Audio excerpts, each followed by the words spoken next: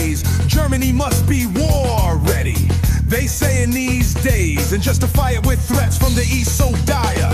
Let's look at history to see what transpires. When war began, when the Soviet Union fell apart, Gorbachev, the man of visionary with heart, the last pragmatic general secretary, renewed with glasnost and perestroika reforms came through. And USSR slipped into democratic ways, not 1 inch eastward, so they promised in those days. But NATO's expansion eastward was already planned. Was it misunderstanding or betrayal so grand? I say it was betrayal, betrayal indeed.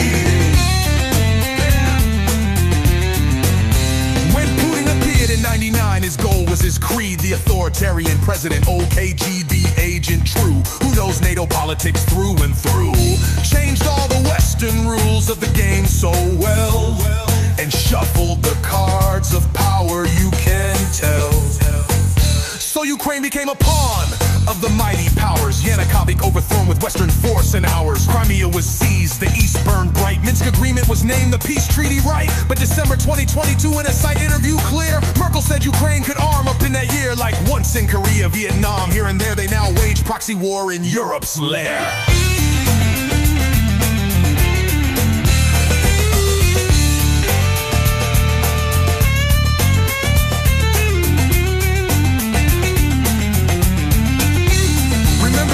Crisis 62 with missiles and radar. Kennedy threatened hard. The answer was clear by far.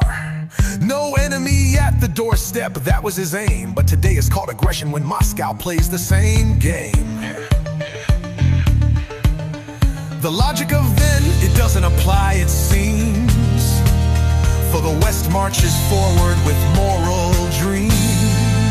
When Zelensky entered the scene as a key player, independence became old news, not worth a prayer. He begged, he demanded, he pleaded again and again.